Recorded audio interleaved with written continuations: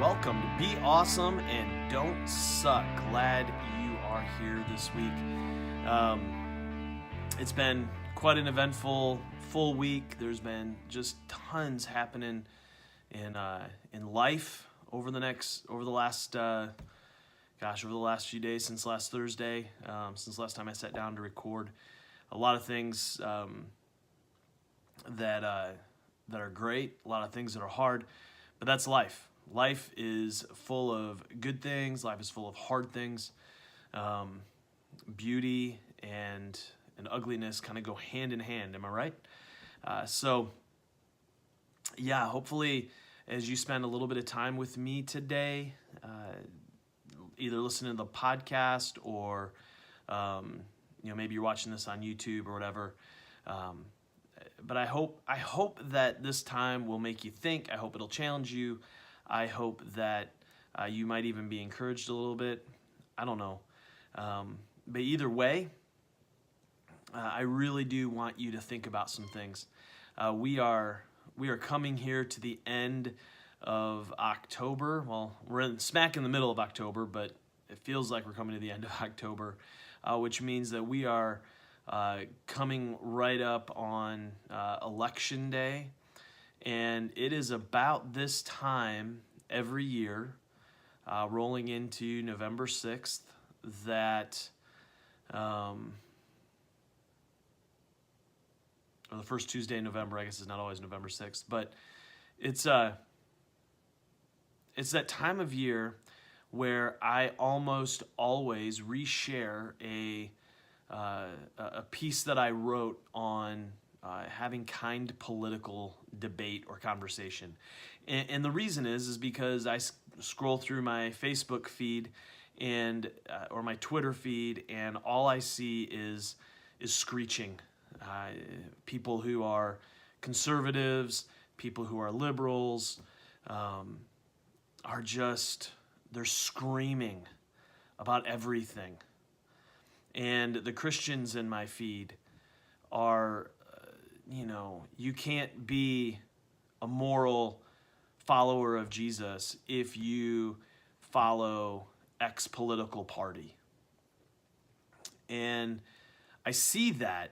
It drives me crazy. It drives me crazy because I believe that those of us who are seeking to follow Jesus, that we can be better than that. That we can move beyond partisan politics. That we can move beyond the way that everybody wants us to argue and the way that everybody wants us to conversate and discuss these issues. We can be more. And I think that's true of not just my Christian friends, but my non-Christian friends, of my friends in general, right? Like we need to think through how we're going to engage in these conversations, because I see too many of us throwing temper tantrums in the social media sphere, and if that is the public forum, if Facebook or Twitter really are the public square, and they really are the public forum for us, then we need to think really hard about how we are going to engage and how we are going to talk about things. Because the reality is that where we land on some issues of politics, of governance, of those kinds of things, they don't negate our responsibility to love our neighbor as ourselves. I've been reflecting on this a lot over the last week, 2 weeks, and how this command of Jesus to love our neighbor as ourselves, it runs so deep. It runs so deep in the context of the gospel. It runs so deep in what it means for us to be Christians. It's so big that I can't really, I don't think I can ever get my hands around it or my heart or my mind around it in a 20-minute podcast or vlog or whatever it is. I don't think we can get our minds and our hearts around a 700-page thesis either. Because to love our neighbor as ourself requires a few things. It requires us to love ourselves, number one. And that takes a lifetime. To love ourselves is so hard. It's so hard, especially if we're honest with ourselves. We know people who love themselves in a narcissistic kind of way, right? They stare at themselves in the mirror. They love the looks of themselves. They love to hear themselves talk. They love their ideas. They love everything about themselves, but it is completely shallow. It's not reflective of a deeper inner reality. And you see, when we start looking deeper, when we start diving in to who we are, into questions of identity, questions of purpose, questions of meaning, when we start diving into the depths of our reality, then what happens is we begin to see a lot of things we don't like about ourselves. We begin to see a lot of things that maybe it's hard for us to love ourselves.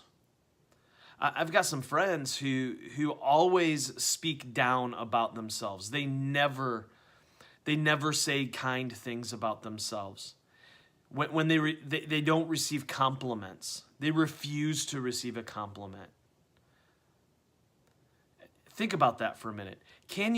I'm beginning to wonder, can you really love yourself? Can you really say, I love me, if you can't take a compliment, if you cannot receive love from somebody else, if you can't take something nice said about you? I want to challenge you, if that's where you're at, right? If somebody says, hey, you're great, and you're like, oh, no, I'm not. If that's always your response, I want you to really ask yourself, is that a true humility or is that a false humility? Is that an aspect of yourself where you have come to the place where you can't love yourself? Because here's the deal. You're never going to love your neighbor if you can't love yourself, because Jesus said you love your neighbor as yourself. That's the command. And we have to figure that piece out, because our love for neighbor is only as expansive as our love for self. Not in a again, I want to be really clear here. I'm not talking about some narcissism. I'm not talking about, us sitting here staring at ourselves in the mirror thinking, oh, I'm so awesome. That is not it. It is having a real, honest, reflective love of self. To be able to look at ourselves, you know what?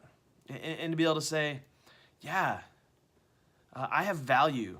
I have worth. I see why God loves me. I see why my spouse loves me. I see why my kids love me. I see why my friends love me. So often we think humility, or we think that humility is this downing of ourselves. It's saying negative things about ourselves. It's always reflecting out to the world our failures and our weaknesses and our mistakes. That's not humility. That's just another form of pride. Because humility is having true understanding of who we are, of knowing ourselves. And yeah, knowing ourselves and loving ourselves demands of us to be able to look and say, I'm flawed. I'm not perfect. But loving ourselves and having a true humility is not just stopping there. It's not stopping with, I'm flawed, I'm imperfect. It's continuing on to say, I'm flawed, I'm imperfect, but I can still be loved. I can still be cared for. I love, in a sense, I love my flaws. I accept my flaws. I know where I'm weak, because it's in our weakness then that we turn to community. It's in our weakness then that we turn to others and say, hey, come alongside me in this journey that I'm on. That's beautiful. And that is part of us learning to love ourselves. So our capacity to love our neighbor is limited by our capacity to love ourselves. Once, as we figure out, as we continue to figure out loving ourselves, then we enter in and we really seek to begin to love our neighbors, right? Now, who is our neighbor? Jesus tells that famous story of the Good Samaritan. And we've all heard the story. You know, I think at this point we've all heard the story. Christian, non-Christian. It's a part of pop culture at this point, right? So a Jewish man is beaten by robbers and left for dead on the side of the road, and the religious people walk by, ignoring him for various reasons. And then a Samaritan who hates Jews and Jews hate Samaritans, he stops, he cares for the man, he binds his wounds, he takes him, he pays for his ongoing care. And Jesus asks the people, you know, who's his neighbor, and they can't even bring themselves to say the Samaritan. They say the man who took pity on him, right? I mean, that's the story in a nutshell. And we look at that and go, oh, that's great, that's great. But there are some ramifications of this story. One, your neighbor oftentimes is your enemy. Your neighbor is oftentimes the person who you are least likely to want to spend any time with. So who is that? Who is that for you? You're probably already coming up with 1,400 reasons why that person isn't your neighbor, why you shouldn't have to spend time with them, why you shouldn't need to connect with them. But I got to tell you, my friend, that is your neighbor. That person who you are just like, oh, whoever that might be. Are you a progressive and you hate conservatives? You know, you hate the Trumpers? Are you a Trumper and you hate those snowflakes? Who is it? Are you a Christian and you hate those Muslims? Are you a Muslim and you hate those Christians? Are you straight and you hate gays? Are you gay and you hate straights? Are you a guy and you hate women? Are you a woman and you hate men? Who is it? Who is it that you hate? Who is it that you despise? Guess what? They're your neighbor. And you're to love them. That's hard stuff. That's hard stuff. In our world today, when we think of the word neighbor, we think of the person who lives to the left, to the right, across, and behind. And Jesus explodes that completely. Our neighbor is not a question of proximity. Our neighbor really is a question of sphere of influence. Who is in your life? Now, you might not have any of those people in your life. You might not have, you know, the person, those people who you truly kind of despise or whatever. You might not have them in your life at all. They might not be in your sphere of influence at all. There might be other people in your sphere of influence. Maybe it's teachers or gas station attendants or baristas. Or maybe it is the person that lives to your left, your right, front, behind. All these people you're called to love as you love yourself. And yet, as soon as we turn on our social media, as soon as we engage in some of these questions, that love your neighbor as yourself thing goes right out the window, doesn't it? It just seems to disappear. I see people saying things that I don't believe they would say if they were standing there face to face. I see people who are assuming the worst in everybody as opposed to believing the best. I see people who don't want to love, they don't want to care for, they don't want to do any of that. They just want to be right.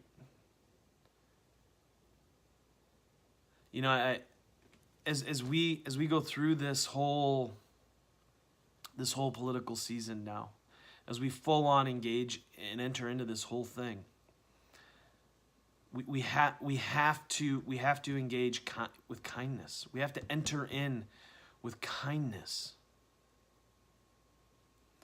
And that's rooted in love of neighbor.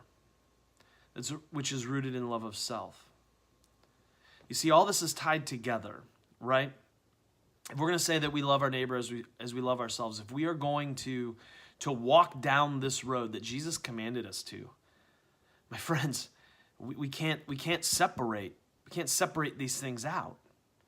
We can't say, well, I'll love my neighbor if their house burns down, but when it comes to discussing politics, screw them. I'm tired of it. I'm tired of it. I see that all the time, right? I'm done being kind. I'm done being nice. I'm tired of it. I'm so angry. I get it, man. I get it. I get being angry. I get as we look and we see the injustices in this world and it forces us to pound our fists on the table. I get that. I feel the same way on so many things, on so many big, important things. And I'm not trying to minimize or downplay any of that. Not a lick. But here's the deal. That anger, that frustration, that desire for justice has to come out of a place that is rooted in self-love to neighbor love. It has to. The way we engage, because all the people in our sphere of influence are our neighbors. So when I see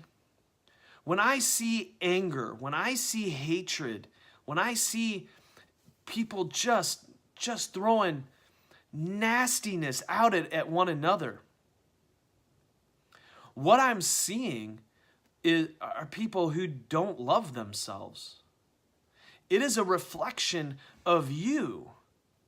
If you can't engage in these deep, hard, heavy conversations from a position of love and kindness, then what it is reflection of your own view of yourself. I'm telling you, I'm more convinced of this than ever. I see it in my own life. I mean, this is when I'm having one of those weeks, when I'm having one of those days, and man, I just want to go win an argument. I will pick a fight and I will win. I don't care if I'm getting it right or not. Because in that moment, I don't love me. In that moment, when all of that vile just kind of, yeah, that's the technical term there. I learned that in seminary. Vile, starts rolling out of me. And I'm just arguing and arguing and arguing. That's me. That is a me issue. That is a reflection of me. That is a reflection of my lack of love for me, because my love of neighbor is limited by my love of self. And so if I am engaging in these conversations, these very important conversations, and I'm not doing it out of a position of love and kindness, then I am reflecting to the world my lack of love of myself. And so do you. And I think we see this very well reflected within the Christian world, especially as we start diving in to how the ramifications of partisanship, right? More in the last 2 years, I have seen the rise of Christian partisanship in a way that I haven't seen before. And it's concerning. It's very concerning. I have seen Christians in the past argue about different values or principles, positions on issues. That's one thing. But more and more, I am seeing a rise in partisanship that reminds me of the kinds of things that Paul talked about in 1 Corinthians chapter 3. Right? He says this. He says, brothers and sisters, I could not address you as people who live by the Spirit, but as people who are still worldly, mere infants in Christ. I gave you milk, not solid food. For you are not ready for it. Indeed, you are still not ready. You are still worldly. For since there's jealousy and quarreling among you, Are you not worldly? Are you not acting like mere humans? For when one says, I follow Paul, and another, I follow Apollos, are you not mere human beings? What, after all, is Apollos, and what is Paul? Only servants through whom you came to believe, as the Lord has assigned to each his task. Partisanship was rampant back in that church in Corinth. We glamorize that first century churches all the time. Man, they were broken and messed up just like us. And in Corinth, they were chasing after these, I'm with Paul, I'm with the party of Apollos, I'm with this party, I'm with that guy. And Paul says, it doesn't mean anything. Who are they? They're nothing. And so we've slid into this partisan thing. And it is a reflection, it is a reflection of our lack of trust in the one who we should be trusting, the one who we should be following. And I think it all ties back to this whole love of neighbor, love of self thing. Because I don't think that we begin to chase after partisanship if we are really following hard after Jesus. And if we are really following hard after Jesus, then what happens is we begin to figure out that we're worth loving, that we're worth something. And we can really begin to love, in a sense, love ourselves in a very real and honest and authentic way. And when we do that, we're able to love our neighbors. And when we love our neighbors, we're able to speak on issues with kindness. And we don't tend to fall into partisanship. Now I want you to hear me very clearly. I think we need to engage in politics. I think we need to engage in these conversations. We need to engage deeply into them. Deeply into them. But we have to understand, and I'm speaking to Christians, to those that say, I follow Jesus. If you say you follow Jesus, then you do not follow an elephant, and you do not follow a donkey. You follow Jesus. And the reality is that Jesus's positions on these things, as we spend time trying to understand the ramifications of Jesus's teachings for our world today, they are not going to neatly fit into any one partisan box. Jesus blows the boxes out of the water. He did it from the very beginning of his ministry. He was blowing partisanship away. And there were parties back then. There were Pharisees, there were Sadducees, there were Zealots. And Jesus took shots at them all. Because the Jesus position on society and world and culture transcends it and transforms it. And it transcends and transforms because the perspective is bigger. The perspective is not rooted in power. The perspective is rooted in love. Love of neighbor, love of self. And Jesus goes on beyond love of neighbor to love of enemy. And to pray for those who persecute you. It's bigger, my friends. It is bigger. And so as we enter in to the silly season of politics full on, I encourage you, I implore you, Christian, non-Christian, human being, please wrestle with this question of how do I engage in kindness? How do I engage these conversations so that I might love my neighbor as myself? Because that's the command, that's the challenge, that's the call. Be kind. Kindness demands truth-telling. Kindness is tempered in love. Be kind. Please, I beg you. Because this is what This is what we need to be about. We will make change in this culture, in this society, through kindness. It can be done, not through political power grabs. And if you call yourself a Christian, then know that we are challenged, we are called, we are commanded to transcend and go beyond simple power grabs. But we are to push towards a love of neighbor as ourselves. So before you make that next post, before you make that next comment, ask yourself this question, right? Am I loving my neighbor as myself? How would I respond if somebody posted a similar kind of comment that opposed me as I'm about to make? Just wrestle through it. You can. I believe you can. Because I am confident that today we can be awesome and not suck. Thanks for listening. Thanks for watching. And we'll be back next week for another episode of Be Awesome, Don't Suck.